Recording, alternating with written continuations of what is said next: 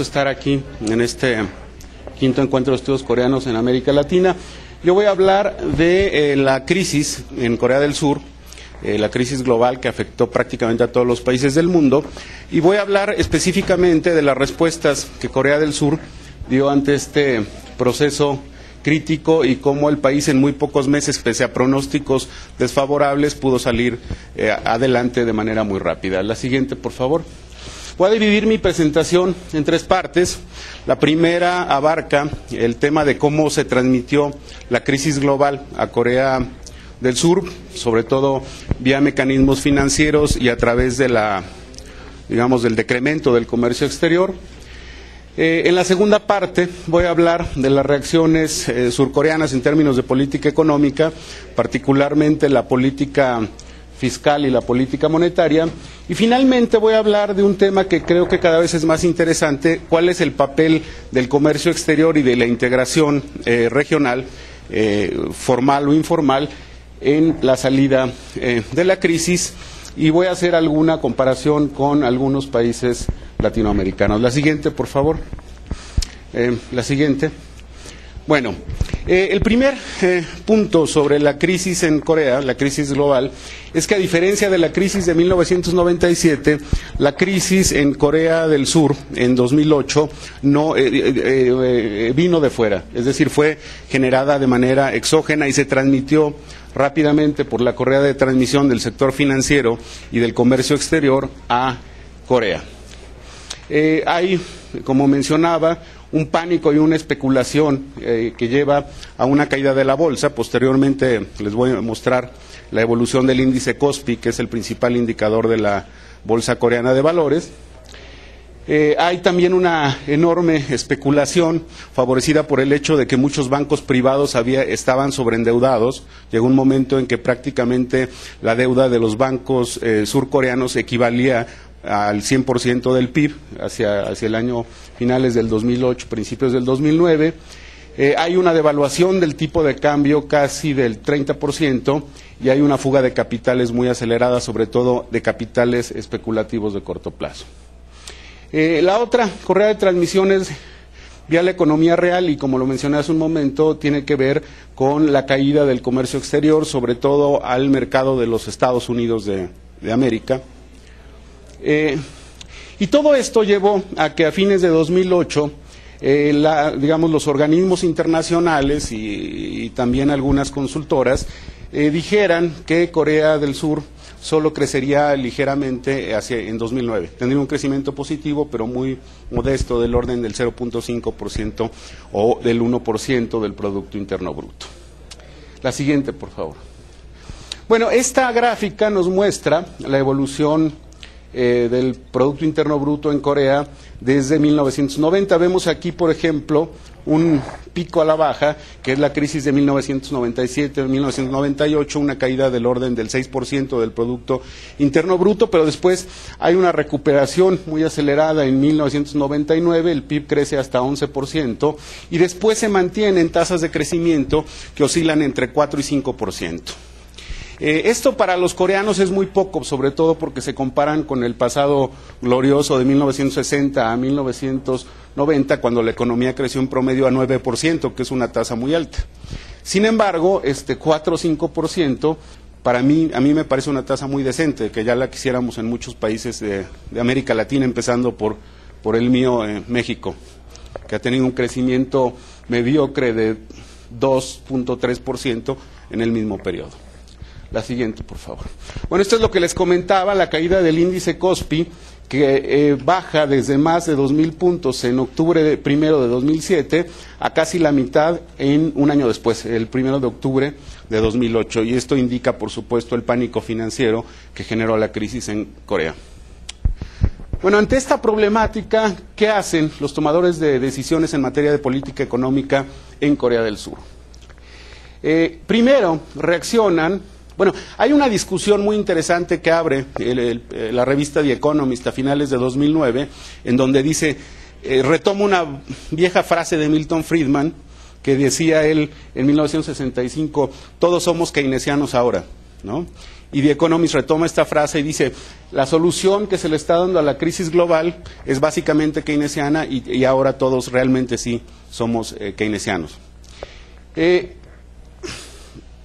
Yo estoy coordinando un estudio donde se analizan las respuestas ante la crisis en 7 países de América y 7 países en el este asiático, y efectivamente lo que hemos encontrado en los capítulos de ese libro es que prácticamente en todos los países la respuesta fue keynesiana, y Corea, por supuesto, no es la excepción. Quiero decir que los economistas y también el presidente coreano, Lee Myung-bak, son fervientes creyentes en las leyes del mercado y en la libertad de mercado y en la privatización, etcétera, pero, no, apenas voy empezando. Pero el tema es que también son muy pragmáticos, y ante una crisis como la que se avecinaba en 2008, sacaron el libro, retomaron a Keynes y entonces tomaron políticas keynesianas más allá de sus ideologías o de sus preferencias personales. Por eso, insisto, la respuesta fue keynesiana. Inmediatamente los tomadores de decisiones en materia de política económica bajaron las tasas de interés de 5% en septiembre de 2008 a 1.77% en marzo de 2009. Hubo una etapa, más o menos entre noviembre y marzo, en que la tasa de interés fue negativa, lo cual es muy bueno para aquellos que deben, porque pues constituye un alivio en tiempos de crisis. Entonces, esta fue una primera forma para atacar la crisis. También se decretaron exenciones en algunos impuestos, ¿no? Por supuesto que el fisco tuvo ahí algunos problemas, pero digamos, dada la recuperación económica, este efecto se anuló de manera muy pronta. Por favor. Bueno, y yo creo que la principal digamos, respuesta interesante del gobierno coreano ante la crisis fue la política fiscal. A diferencia de otros países en donde la idea central era mantener la inflación baja en un periodo de crisis, para los coreanos la preocupación principal fue mantener el empleo y tratar de que el crecimiento no cayera tanto. La respuesta fue muy interesante en términos de concertación entre sectores sociales. El presidente Lee decretó el establecimiento de un cuarto de guerra, así le llamó él, que se reunía todos los jueves, me parece, en el sótano de la Casa Azul, que es la casa presidencial coreana, y este cuarto de guerra estaba integrado por empresarios, por académicos y por funcionarios del área económica del gobierno, del Banco Central, del Ministerio de Finanzas, etcétera. Se realizaron más de 50 encuentros de estos durante la época más crítica de la problemática económica, y fue muy interesante porque aquí, digamos, se buscaron soluciones concertadas entre los distintos sectores, muy al estilo de la tradición asiática, ¿no? De estos consejos tripartitos, academia, gobierno, empresa. Bueno, y por el lado de la política fiscal también, en 2009 Corea digamos, lanzó el gasto público más alto en la historia, 227,000 millones de dólares, y bueno, para esto fueron muy útiles las reservas que había acumulado, las reservas del Banco Central, que ascendían a más de 400,000 millones de dólares.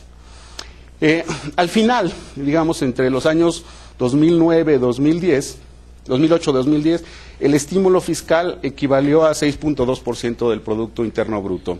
¿Es mucho o es poco? Según datos del Fondo Monetario Internacional, Corea fue de los países de la OCDE el que dedicó más porcentaje del Producto Interno Bruto, en términos relativos, por supuesto, al estímulo fiscal. Después de Corea vienen China, después Australia, etcétera. Prácticamente los países asiáticos dedicaron entre el 3 y el 6 punto y tantos de su PIB a la política fiscal. En tanto, digamos, algunos países latinoamericanos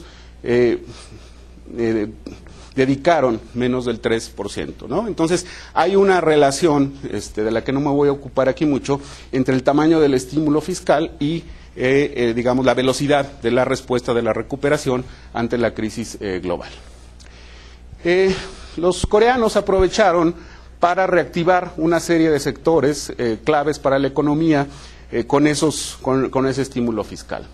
Por ejemplo, la construcción, que digamos genera 20% del Producto Interno Bruto en Corea, fue uno de los sectores seleccionados. Otro fue las pequeñas y medianas empresas por su impacto en el empleo. Otros fueron algunos bancos privados como el Guri Bank, que estaba a punto de quebrar, y finalmente se lanzó un ambicioso proyecto llamado Green Growth Project, crecimiento verde, del cual va a hablar mi colega Juan Felipe López en unos momentos, y estos, digamos, fueron los principales sectores que lideraron la recuperación económica del país. Bueno, los resultados de esta estrategia. A pesar de, digamos, de que la política monetaria y fiscal fueron muy vigorosas, hubo un rápido deterioro de la situación de la economía coreana hacia fines de 2008, de tal forma que los pronósticos de los organismos internacionales y del propio gobierno surcoreano pasaron, como pongo ahí, del gris tenue en septiembre de 2008 al negro profundo a principios de 2009. Para abril de 2009, el Fondo Monetario Internacional predecía que la economía surcoreana iba a decrecer 4% y el Economist Intelligence Unit pronosticaba una caída de 6%, casi comparable a la caída de 1998.